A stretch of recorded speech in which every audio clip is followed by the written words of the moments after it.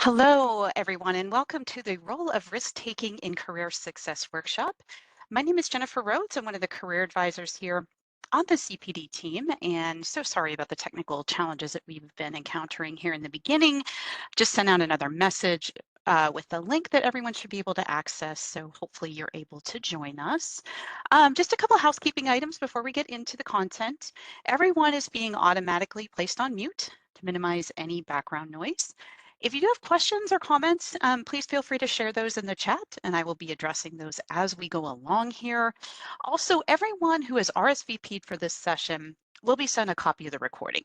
So you will be able to go back, review some of the content that we are talking about today, because there are a lot of elements to this topic, and it could be very likely that you might want to go back and take some time to really reflect on some of the different parts that are involved in this process. Also, this is a brand new topic. This is the first time I'm presenting this, so I'm really excited to get your feedback. It is a topic that made me very curious. I remember I was actually riding in my car and I heard a statistic about those that are willing to take risks tend to be more successful in their careers. And I should say those willing to take calculated risks. So we are going to talk a little bit about what that involves, things to consider when trying to determine if it's appropriate to make a calculated risk. So definitely we're going to talk about the different elements related to all of that. So once again, thank you for joining us. I do like to get to know my audience a little bit more before we get started here. So if you could just type in the chat here, let me know what school you're from. And when I say school, I mean business, IT, education, healthcare. And also what interested you about this topic? What drew you to RSVP for this session?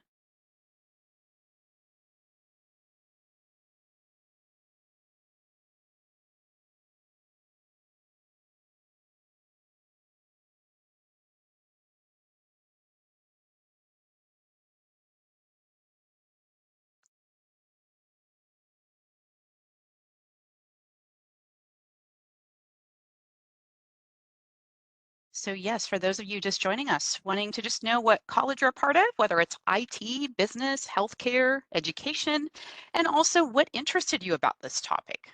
What made you decide to RSVP? Okay, so Ramina says College of IT, interested to learn more about what risk-taking means in the career business context, perhaps. Perfect.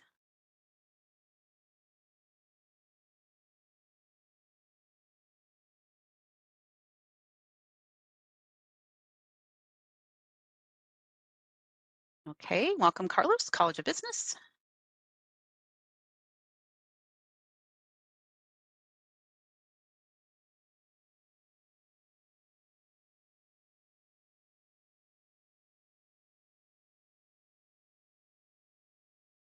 And as we see if there's anybody else that's interested in sharing, again, just what college you're from and what drew you into this topic. I'll just tell you a little bit more about my background too as we get started here. So again, my name is Jennifer Rhodes. I've been with the CPD team for about 4 years. I'm very fortunate to be able to split my time between Northwest Pennsylvania and Arizona. Getting ready to go back to Arizona here soon, so really excited about that. My background, I have a master's in counseling, so part of my role is infusing SEL, or what we call social emotional learning content, into our career development materials. So this, topic of risk taking kind of falls within that category. So thinking about things like, okay, what is the biggest obstacle when it comes to risk taking? There's an emotion tends to be involved with this. So we're definitely going to be talking about that. So I'm very excited about that part of my role in terms of infusing SEL concepts into our material. Another workshop that I do a lot of is imposter syndrome. If you haven't attended that one, we do have a YouTube channel that you can go to and access a pre-recorded version of that. There's an assessment that helps you see where you lie in terms of imposter syndrome thoughts, feelings, and experiences. So a lot of that, again, is part of my role. Before I joined WGU, I worked at Arizona State University for about 10 years, working in different career development capacities, working with everyone from first-time freshmen to online students, to those that are making a career change and are seasoned professionals, to PhD postdocs, So I've had a wide range of experience working with different folks. What I really love about WGU students, though, is that we have, of course, a lot of adult students that have life stories already. A lot of you have previous careers and are making career pivots. Every day for me is different. I talk to people from all over the country on a daily basis. And one of my favorite parts of career development is helping you all to understand your strengths and to put together what we call your career narrative. So, in other words, what are you looking to do next? What do you have to bring to that opportunity? What are some of the challenges that you'll need to face? Some of that content is also going to be involved in today's workshop. So we're definitely going to talk about how all those pieces come together. And it looks like we did get another comment from Sasha. College of IT, returning back to the field. I don't feel I took advantage of opportunities the first time around. I think it's necessary in this field now. Okay, excellent. And we have a wide range of workshops and services that you might have seen. So like I said, everything from, some of these more SEL topics like mindfulness in the workplace, imposter syndrome, risk taking, how to work with anxiety when you're networking, to more of our traditional topics. So, how to write an effective resume, how to interview, how to put together a networking strategy. So as you keep monitoring Handshake, you will see the events that we have to offer. And again, all of our sessions are recorded. So if you RSVP for those sessions, you can receive a copy, which all of you will, by the way, within about 2 business days. So you'll be able to review this information again. So thank you for those of you that did some introductions. I would like to do an opening exercise and have you think about a time when you took a risk related to either your career or your education. And I'd like you to write down some thoughts. What led you to make the decision to pursue the risk? And what was the outcome of that risk? So for example, some of you, if you nothing else comes to mind, I suppose you can think about one that's in progress. So some of you decided to come back to school with us and make a career pivot. What led you to take that leap? Some of you may be thinking of a time, again, when you took a big chance in terms of your career. And a lot of times, this could go either way, right? You have a 50-50 chance a lot of times with this going the way you planned on it going in a positive direction, or maybe something that was a challenge for you. So I would like you to, again, think of a time when you took a risk in your career or education. Think about what led you to make the decision to pursue the risk and what was the outcome. Just to throw an example out there for you all, I took a big risk in my career probably about 8 years ago. I left a secure position at Arizona State University to take a grant-funded role at a community college. I was tapped for the role by, I teach adjunct courses for the Maricopa Community Colleges, and I was tapped for the role by my department chair. And she said, you know what, we're starting a program from the ground up. It is grant funded, so it's limited, but we could really use your expertise. Because you've been working in student services for a number of years, we think you'd be excellent in this role. The position did pay more than what I was making in my more permanent role. And the grant was supposed to be for 4 years. I was really, really nervous to take the leap, but I decided to do it because I did want a new challenge. I wanted the opportunity to build my leadership skills. And also having that extra income was appealing to me, and the 4-year time frame. What happened is the grant was cut in half. So after I took the leap, it was only for 2 years. And when I found that out, I got pretty nervous, and the position did not turn out to be what I expected.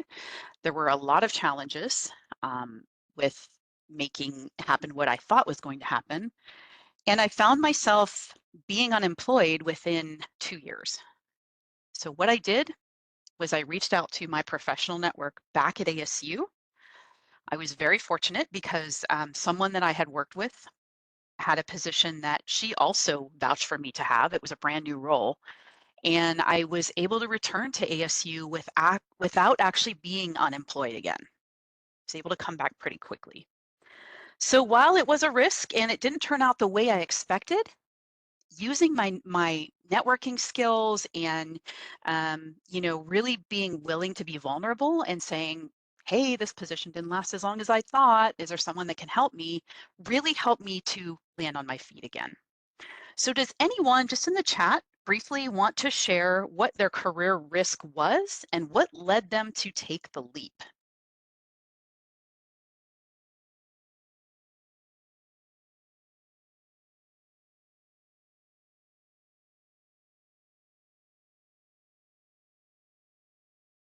Thinking about, and again, it doesn't have to be a huge risk. It could be a new idea that you shared that you were worried about, or it could be a really big risk. Maybe you moved all the way across the country for something and it didn't turn out the way you planned, or maybe it was positive.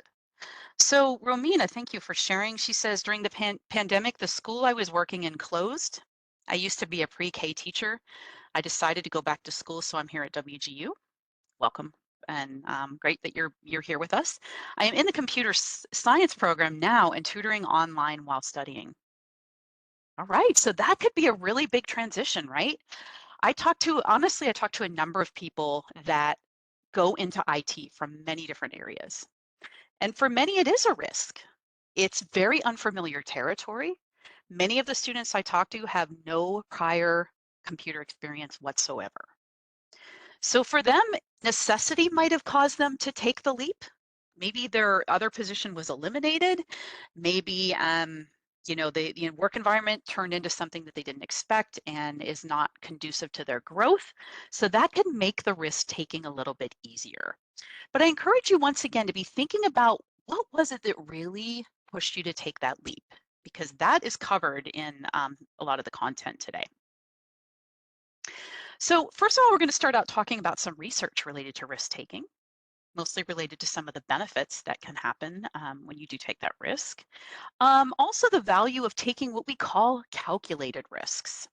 So a lot of times it's not quite beneficial to leap in head first without thinking through a decision.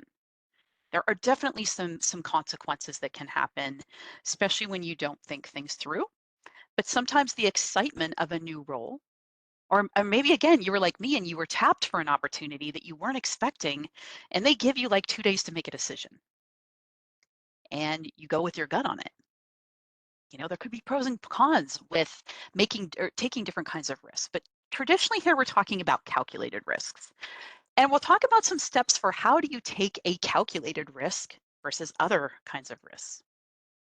Then we'll talk about this concept of working with fear, because this is probably the biggest emotion that is related to whether or not someone decides to take a career risk.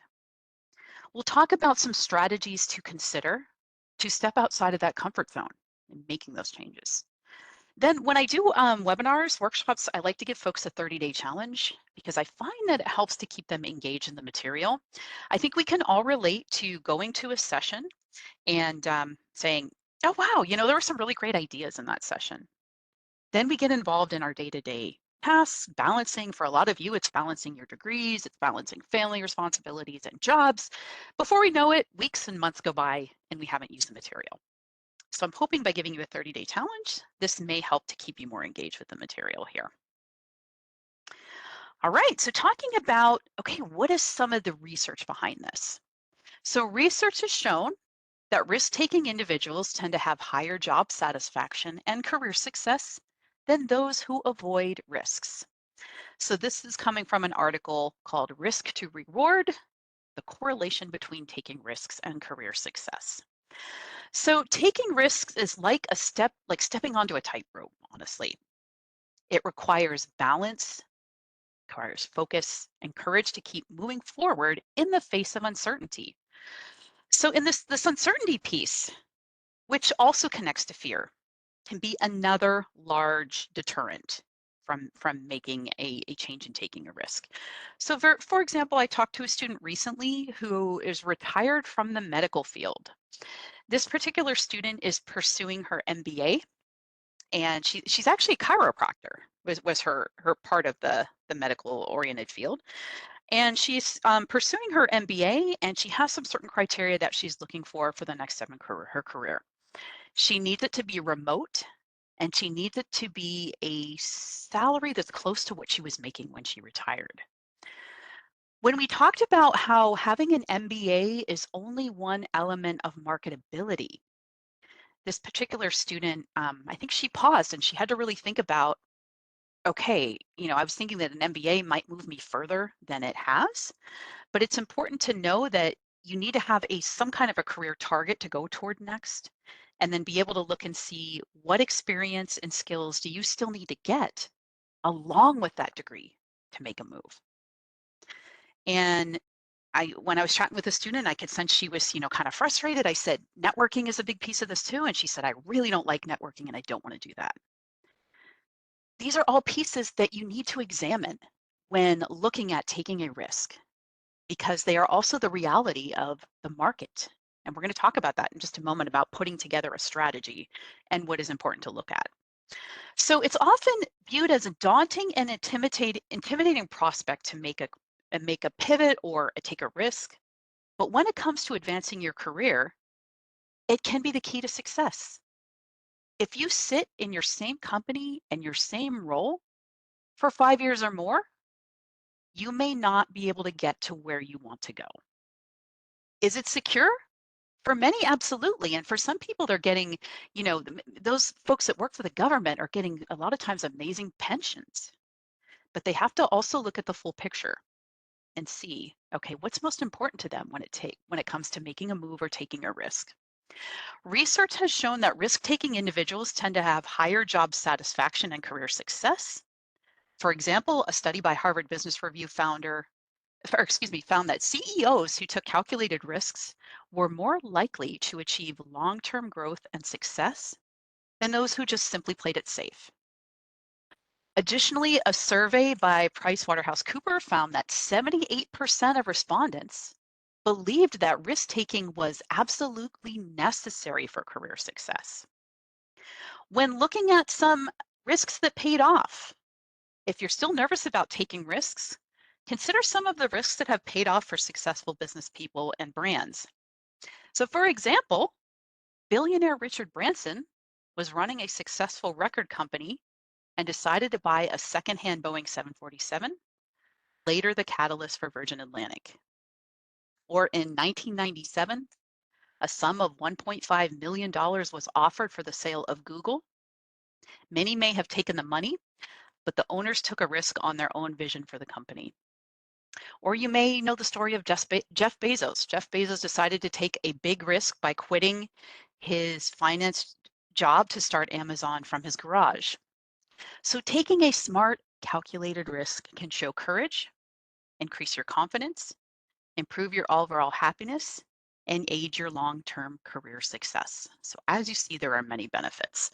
So in addition to the career growth, taking risks can lead to career advancement and growth, as we see.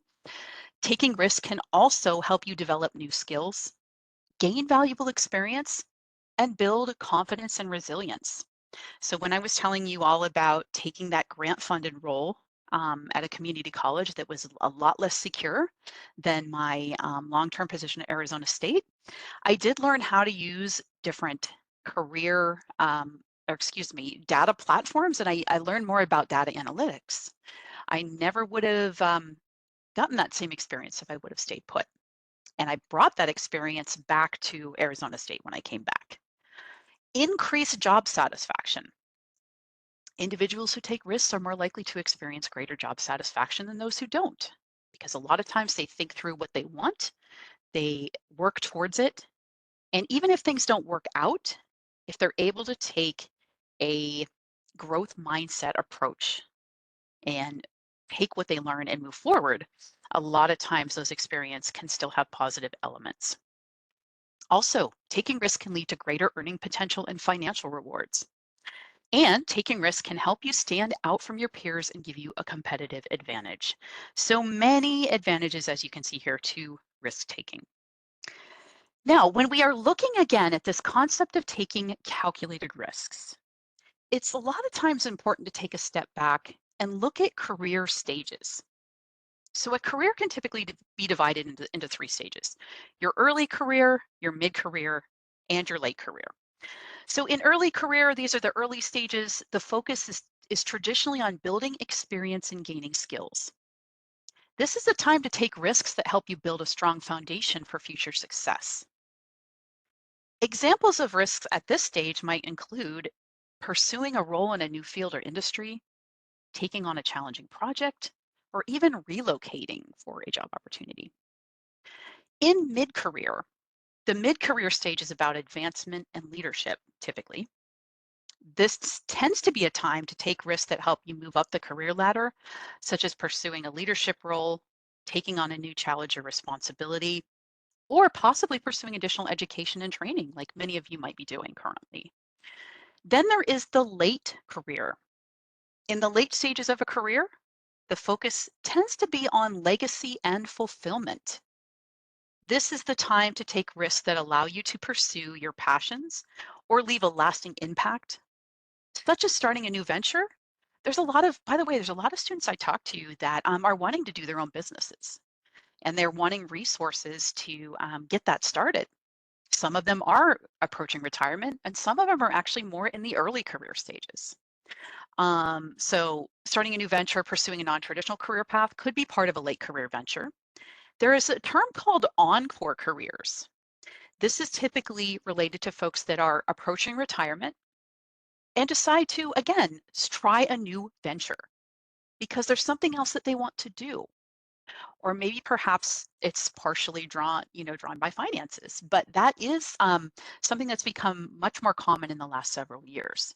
Now, on our website, I'm curious for you to type in which of these terms you identify with. We have career starter, career changer, and career advancer. I'll describe these briefly for you, and these can kind of connect with the stages we're talking about. So our career starters are typically those individuals that have been out of the workforce for a number of years, maybe have been a stay-at-home parent for 10 years or more, and they are still building basic professional competencies. Or maybe these are folks that are just entering the professional force in some way. We have our career changers. These are individuals that tend to have a few years of professional experience and are looking to make what we call a career pivot. So maybe, for example, they're going from education to IT or healthcare to MBA. We have our career advancers. These are our folks that are staying traditionally in the same field, and they're looking to get a degree to progress in that same field. So feel free to share in the chat again if you are a career starter, career changer, or a career advancer. A lot of times I like to know where folks are at too when they're putting together their plans. All right, so I see advancer, I see changer, I see starter. Excellent. We have folks all over the place, which is good. These are good things to think about again when you're trying to determine when and how and if to take a calculated risk. Okay, excellent. So, calculated risk taking involves planning and strategizing in the right timing without risking it all and possibly losing it all. However, even the most calculated of risks is honestly still a risk and involves stepping out and facing the fear of failure to achieve success. Whether you're thinking about becoming an entrepreneur, maybe spearheading a new initiative in your current position, or looking for ways to alter your current role into something more meaningful and rewarding, you can learn how to take risks well to pursue deeper meaning in your career and life. The trick is, again, knowing when and how to take that risk. Those who are successful don't just leap, but instead have manageable risk portfolios, if you will. Though they may take many risks in one area of their lives, they'll compensate by following the status quo in other areas. So those that are successful, just kind of a side example, if a person is going to spend a few hours playing poker, they may drive slower than usual on the way to where the game is held. In other words, individuals who are successful in the risk taking tend to balance out their overall amount of risk. Great entrepreneurs are still afraid of failing a lot of times, just like the rest of us. The only thing that differentiates them is the fact that they are even more afraid of not trying, right? Think about your risk in that way. What will happen if you don't take the risk? I think that's a huge question to ask yourself with whatever career risk you are considering. What might be the outcome if you do nothing. This doesn't mean that every time an entrepreneur tried, they've been successful. Becoming an entrepreneur, taking risks, takes a willingness to fail on the way to success. So that's important to keep in mind. Failure is often a part of this equation. So when looking at a way to approach a calculated risk process, the first step would be defining your goals and asking some essential questions. So taking a calculated risk requires careful planning and strategic thinking. If any of you have ever worked with a business plan, I know that a number of you, if you haven't, if you're in the College of Business, a lot of times you're going to do a capstone that involves a business plan. Think of this as a business plan for yourself. What are your strategic objectives? What is your timeline? What is your budget? Defining your goals. Before you take any risks, it's essential to know what you want to achieve. It may be helpful for you to look at this in terms of your short-term and long-term career goals and determining how a risk can help you reach those goals. So for example, I talked to a number of students who say, you know what, I need an income right now. I am going to school, but I need to bring in some money. My long-term goal, I'm going to use College of IT or School of IT kind of as an example again, but maybe your long-term goal is to be a cybersecurity analyst and you do not currently have any paid experience with computers, and you say you need an income. Then it might be beneficial for you to start in a very entry-level IT position like IT help desk, system support. We've even had students work for Best Buy's Geek Squad to get some experience, get some income. So that could be a shorter term goal on the way to building up to your long-term goal as a cybersecurity analyst. You may even need to do an internship in between to bridge the gap between your starting level and where you want to go. So thinking in terms of short-term, long-term goals. On our website, we have some really helpful planning tools. One of them is called our Career Exploration Guide, and another is called our Career Planning Guide. So this is under the first part of the career planning, which has to do with kind of exploring your options. The Career Planning Guide requires you to write your goals in SMART format. So the specific, measurable, timely, etc., that you really want to follow for this. And requiring you to do that requires you to do a great deal of self-reflection. So it is important to start to think about, what are your short-term goals? What are your long-term goals? If you have any challenges with that, I encourage you to make an appointment with one of us to talk this through. For example, one of our most versatile degrees is our MBA. There is so much you can do with that degree. Same with our business management degree. However, as I said earlier, getting a degree is only one part of marketability. So you will need to start to explore, what function of business are you wanting to lean toward? And then what are the requirements to get into that?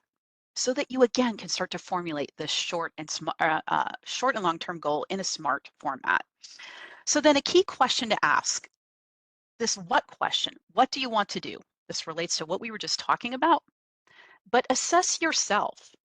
Well, some may know already what they want to work in another industry or go back to school to learn something new. Many don't know what their next step should be. So this is where self-assessment comes in. Asking yourself questions like, what is my end goal? What are my options even? On our website, we also have a section about under each school that has what we call career guides. These list common career titles for our majors. If you haven't seen this, this could be very helpful for you in this particular stage because it gives you options and possibilities. Another question to ask yourself in this stage is, if I keep doing what I'm doing today, will I get closer to my ultimate goal? This could depend on, how long have you been in your position? Is there new leadership coming in that could give you new opportunity? What are the strategic goals for your company in the next year? These could all be important things to ask to answer that question. Or how about this? Will my 80-year-old self have more or less regrets because of my current choices? I know that that is a really confusing question, or it can be long-term off, but I think it's important to take a look at. Okay, so looking at the longer term. After that, write down the steps you will need to take to make your future self proud and the problems that you might encounter in doing that.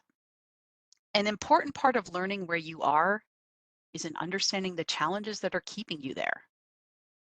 Is fear one of them? We're going to talk about fear in just a moment because it's a huge role in this process. Then look at the list of things you need to do to get closer to your goal.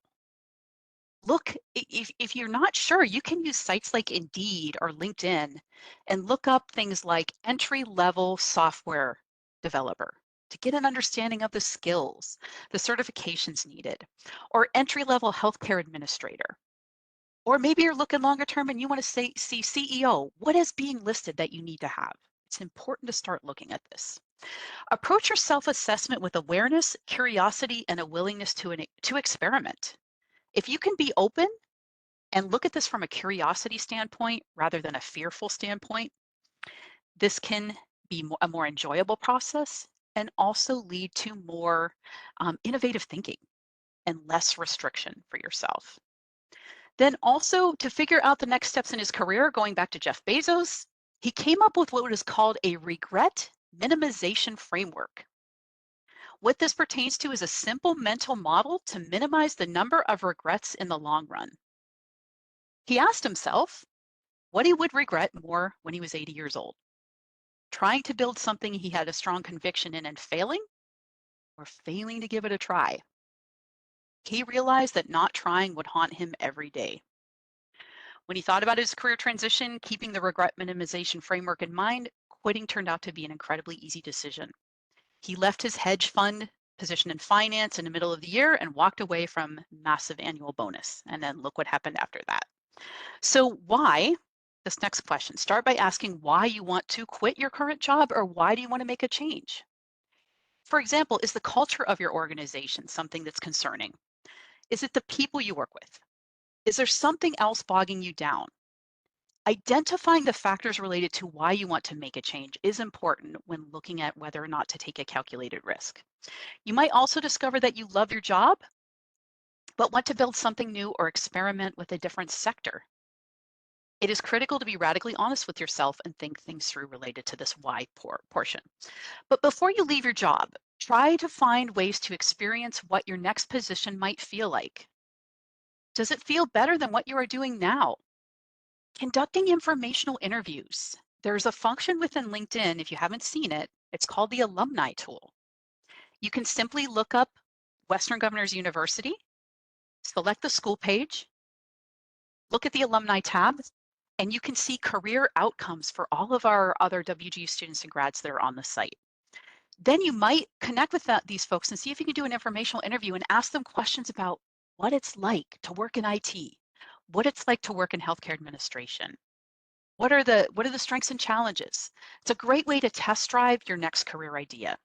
Or can you volunteer a couple of hours on the weekend or evenings to shadow someone or take a day off or a week off from work and shadow some people in the field? It's another great way to test drive this. Or again, like I said, volunteering a couple hours a week. Something that I found that I'm really passionate about that I didn't know about is teaching English to folks, being an ESL tutor. I did that completely volunteer-wise, and it has helped to enhance my career. Define when the change will happen after you're looking at all these other factors and you say, yes, I do want to make a change. Unfortunately, most career transitions and hiring processes rely heavily on past experience. I have so many students tell me, hey, I have an account on Handshake, and I keep getting jobs from my past experience rather than what I'm looking to do next. So the reality is, as I said earlier, getting a degree is only one factor of marketability. You will need to also look at the skills and experiences that you'll need to build up.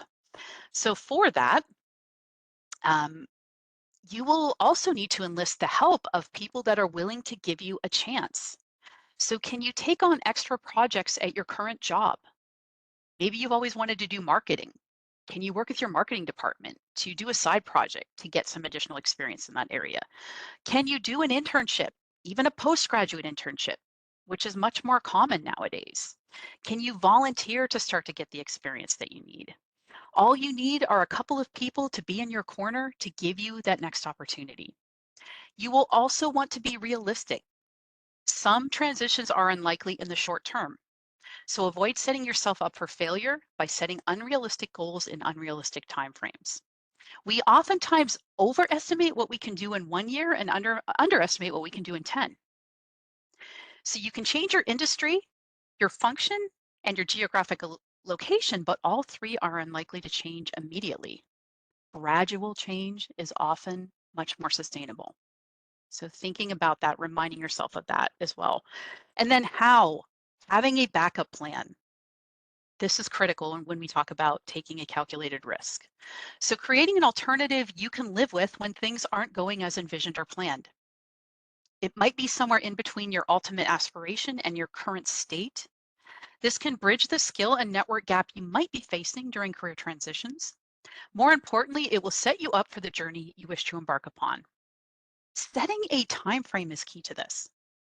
So suppose you want to transition from, again, going back to IT, because I see so many folks doing this. So transitioning from education to IT, making that switch is proving to be difficult, perhaps because of relevant experience or lack of relevant experience.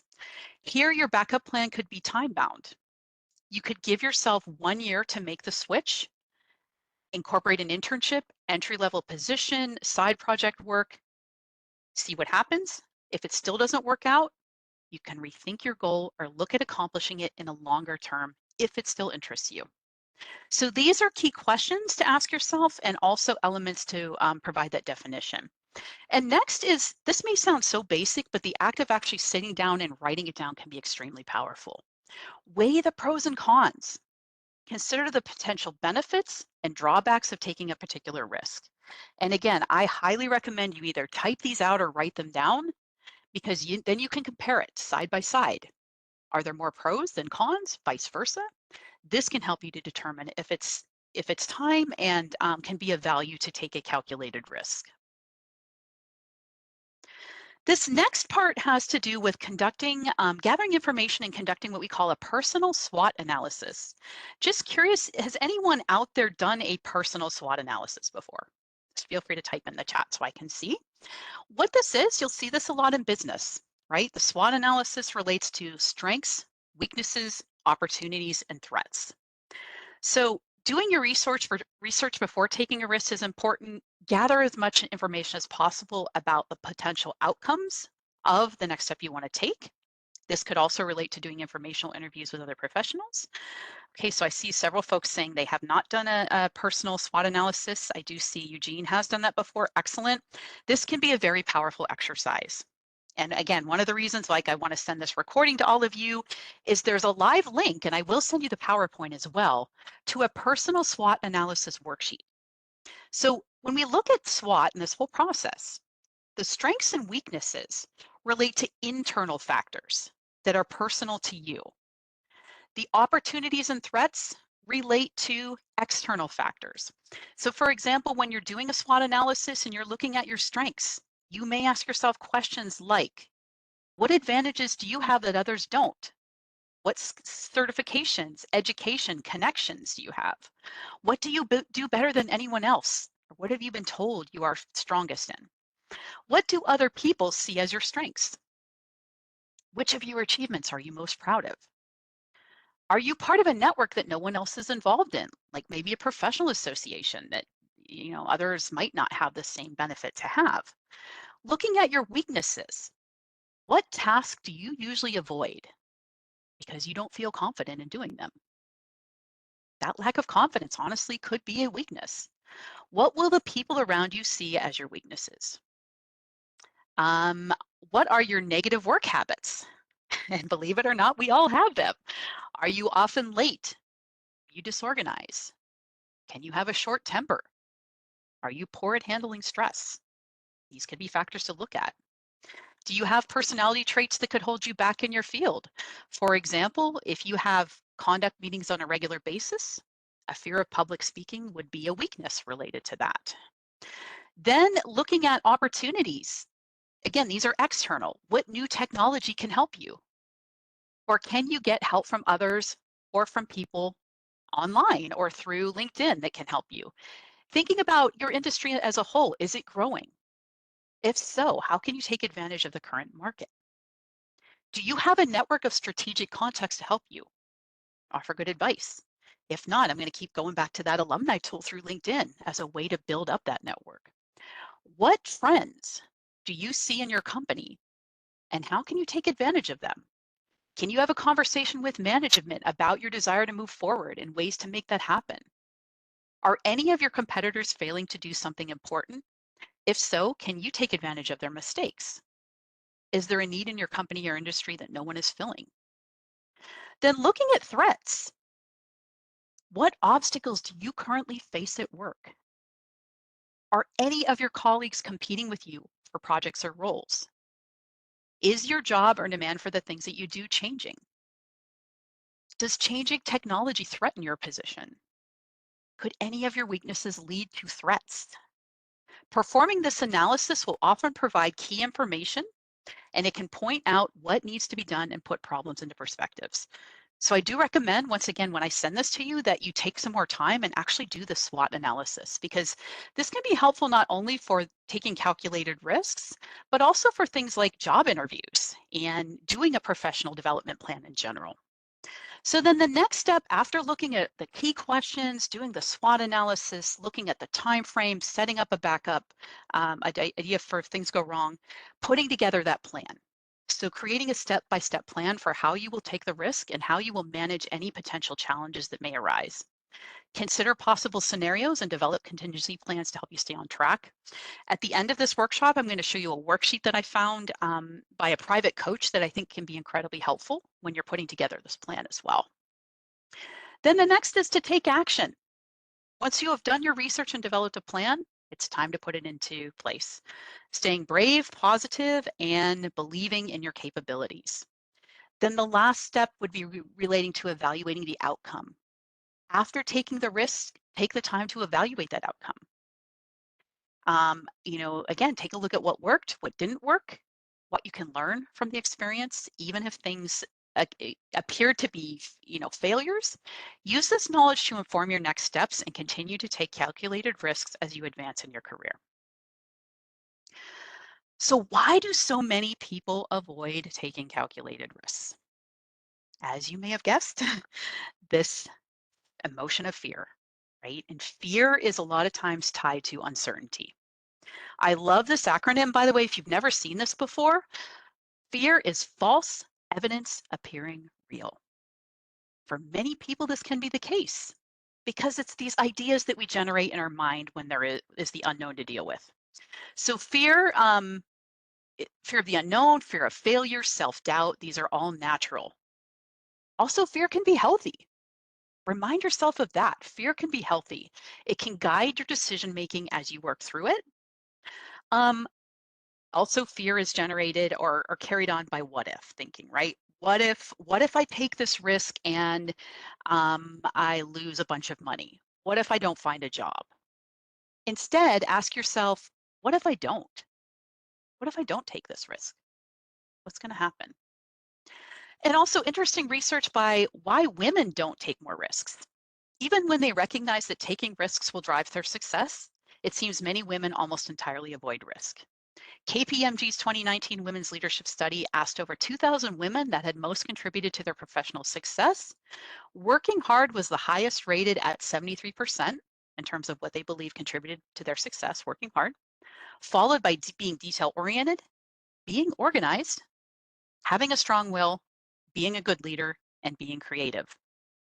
What percentage do you think the women rated in terms of risk-taking being related to success?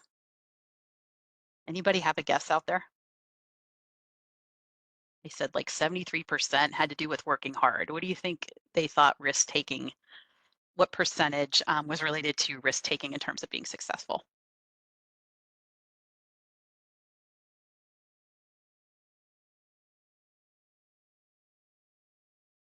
Okay, so in sake of time, I'm going to just give this to you. So it's 8%. Over half of the women surveyed in the study said they believe those who take more risks in their careers progress more quickly. The survey also found women tend to focus on more task-oriented behaviors than those that are self-assertive. So what we draw from this, um, it's important to ask for what you want, be aware of impressions you're making, your body language, your speaking tone, and taking risks, because recovering from failure makes you strong and navigating risks successfully builds confidence. So ways to work with this big emotion of fear. It's important to name it first. Fear often loses some of its power when you say, hey, yes, I'm scared. I am scared to make this change. What's scared, and also identify what scares you most about the situation you're facing. Loss of income, possible failure, loss of professional reputation. Fear of the unknown is common. Fear of failure is common, and even fear of success. Even positive change can be scary because your life may not be the same after you succeed. There may be this expectation that you need to continue to be successful every time. By the way, this is also closely tied to imposter syndrome. Asking yourself, what if? Plan how to handle something in advance can reduce your fear of the unknown. So, what could happen if your worst case scenario comes true? How would you feel if it happened? Now that you have a picture of the worst case scenario, what are some things you could do to manage it? Now, imagine the best case scenario. What will life be like if things turn out as you hope? What will your position look like? What will your day to day look like? Turn your unknowns into knowns. So do this by talking to people, setting up informational interviews, read articles, look online, set up an appointment with one of us in CPD to walk you through some of the information that you might not be sure about. These are all great ways to do this. Take action, do something. Sitting at home worrying about your fear can actually make it worse. Instead, try taking small actions that will lead you to face your fear. Make a list of tasks you can do to prepare for a new or stressful situation. Check them off as you go along. Decide to do nothing. Sometimes the best solution is not taking action at this moment. So maybe you hear that there are going to be layoffs. You hear rumors. Nothing's been confirmed that your company might be downsizing. You could be worried about needing to find another job, but it may make sense to wait a while and can see what happens, especially if you cannot confirm the rumors. And don't waste your time worrying. I know it's easier said than done, but what if the fear never comes true? Often what we worry about never happens. A recent study of people diagnosed with generalized anxiety disorder found that 91.4% of their worries never came true. And as we know, worrying does not improve an outcome. Instead, it really sucks the energy out of a lot of people. Keeping a positive mindset. So again, saying things like, what would happen if everything works out? Maybe having some positive statements like, I am aware of my fears. I welcome change. I am confident and capable. I know that I can change my life. Honestly, writing this down, repeating this can be extremely powerful.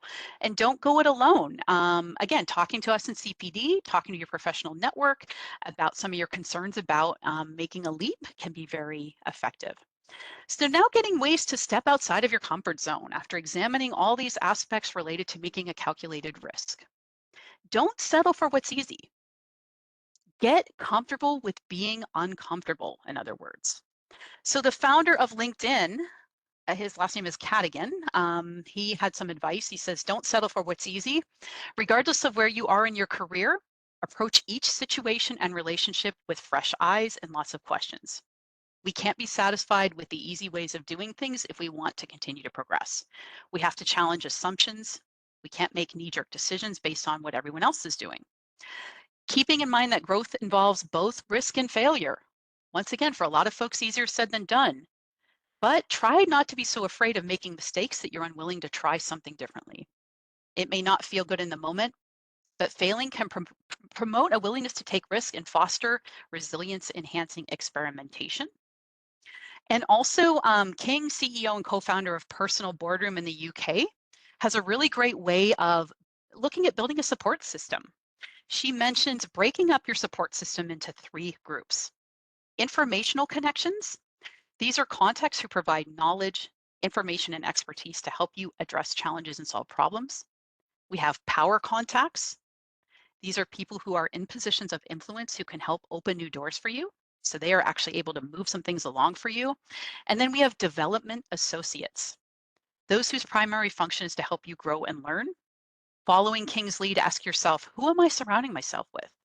Do these people have the knowledge, experience, and desire to help me grow and succeed?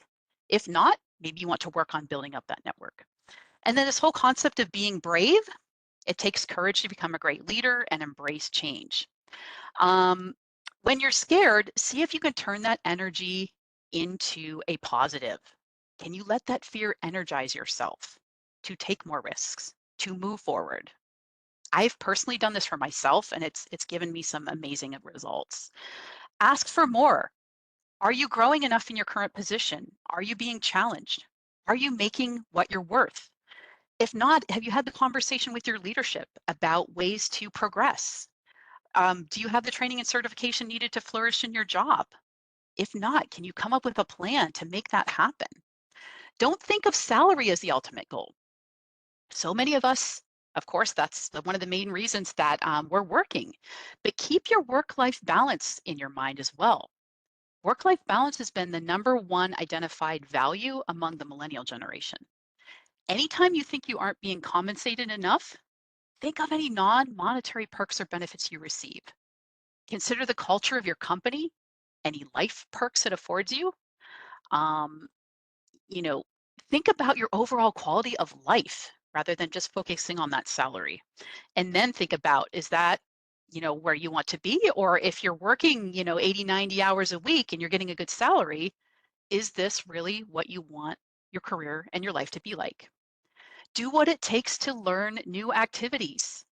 Again, skills, certifications, degree, LinkedIn learning courses. These can all be ways to do that. And take a move in the direction of your passion. For some, this can be a really big risk. But if you're not satisfied in your work, is there a way, again, on the weekends, you can start to test the waters, volunteering, especially those that want to start their own business? What are some ways you can start to make that happen? Can you connect with a small business development center in your geographic area? Can you contact your chamber of commerce and see if there's folks you can help? These are all great ways to step outside of your comfort zone and start to take action. And then keep in mind, the biggest risk you can take is not taking any risk at all. Ask yourself that key question. If you sit in your position for another 365 days, what will happen? What will be different? What will be the same? Can be a really excellent question to ask yourself. So looking forward with this information that you obtained, um, like I said, this session is being recorded. You're going to be sent a copy of the recording. I know there's a ton of information in here. You might want to slow it down, especially with that personal SWOT analysis. But I'm also going to send you a worksheet that I found from a career coach that breaks down this process a little bit more. It asks you to define the career risk you want to take on a scale of 1 to 10, how confident you are in wanting to take this risk, how to increase that level of confidence, what information you need to increase the level of confidence, and the next steps that you need to take. So for those of you that are very, structured and visual, I think that this worksheet's going to help you to really break down this process a bit more. And I'll make sure you get that in your follow-up materials. But what I'd like you to do is look at this 30-day challenge. 30 days from now, approximately, it looks like it will be, gosh, it is going to be March 1st. So March 1st, I'd like you to write down that date as a target for your 30-day challenge and write down the 3 next steps that you're willing to take as a result of what you learned today in today's session. Maybe you say, you know what, I'm going to start doing some informational interviews with some professionals to learn more information about the field I want to get into. Or I am going to put together a plan B for my ideal career if that doesn't happen, or my plan, what I'm going to do. Or I am going to put together a SMART goal related to my short-term career goal. Or I'm going to conduct that SWOT analysis. Write down 3 next steps you're willing to take related to this calculated risk taking. And then think of somebody that could be an accountability buddy, whether that is a significant other, a friend, a coworker, and see if they'd be willing to follow up with you in 30 days and see if you were able to meet your challenge. This hopefully, again, will help to keep you engaged with the material. And just a quick overview of what we can help you with in career and professional development. Please note that even as a graduate, you have full access to us for free for life. Honestly, that's an incredible benefit. I have worked for a few different institutions of higher ed, and I've never seen that before in my 20+ year career. So it's really an incredible benefit. We do resume, cover letter reviews, LinkedIn profile reviews, all primarily by email. You can just go on our website and you will see the information on those different sections on how to get those documents reviewed. We do appointments on everything from what to do with my degree to how do I gain experience to, hey, I want to make a calculated, decision. Can you help me walk through some of this? I would personally be really happy to meet with you on that since this is a topic and special interest of mine. So just know that you can set up appointments on those topics. Another common area is interview practice. If you haven't done a mock interview with us, I highly encourage you to set up a time and do a practice interview because this gives you a time to be in the hot seat, quote unquote, without anything at stake and give you some real-time practice. And then using our resource of Handshake allows you to keep track of what's happening in different events. All of our internships, full-time opportunities that reflect our partnerships with employers are located in there. This gives you our information on our website, our email address. If you need more immediate assistance, sometimes our appointments book out. You can always call the number listed here and leave a voicemail, and we will return your call within 24 business hours. So some people find out they have an interview in like a day and they need to get on it. We can definitely provide you with some assistance there. So I hope this gave you some things to think about when it comes to, risk taking and whether or not this is the time. What are the factors that you really need to consider? Um, you know, Again, I really put an emphasis on that SWOT analysis to have an understanding with what you possess and what you might need to still work on. These are all really great, important points. And like I said, I would be happy to send you this follow-up exercise that really has you walk through what's the risk you want to take, how confident are you in this risk, how do we increase that number, and what are the steps that you need to take. This helps to iron it out a bit more for you. So I know we're over time here, so if you need to hop, thank you very much for taking the time out to join us today. Like I said, everybody will be sent a copy of this recording, the PowerPoint, and that worksheet to go along with it. And again, hopefully this gave you some things to think about. Is this the time to take a risk? What are the factors involved? What happens if I don't take that risk? These are all really key questions to ask yourself. So I can take any last minute questions if you want to just type here in the chat. Otherwise, again, thank you very much for joining us. And hopefully this was helpful and gave you some things to think about today.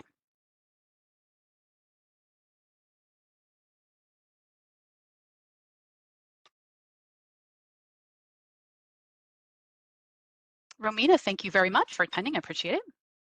Julie, thank you for attending.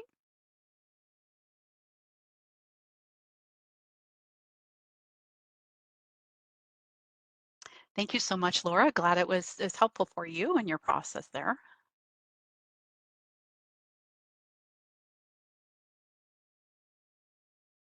Sasha, yes, indeed, right? Lots of different factors.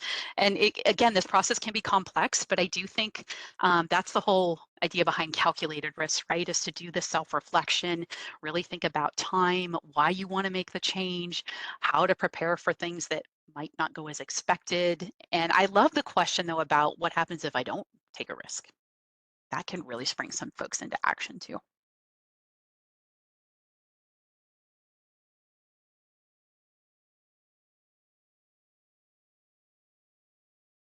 Oh, Liz, good luck on that cross country.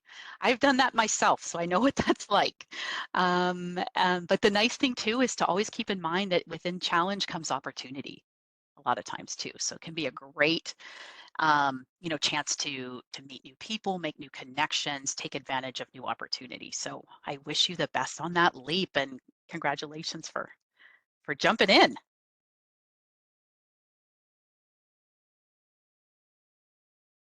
All right. Well, I don't see any further questions. So I hope you all enjoy the rest of your day. And like I said, we'll get you this information sent out within 2 days and take care.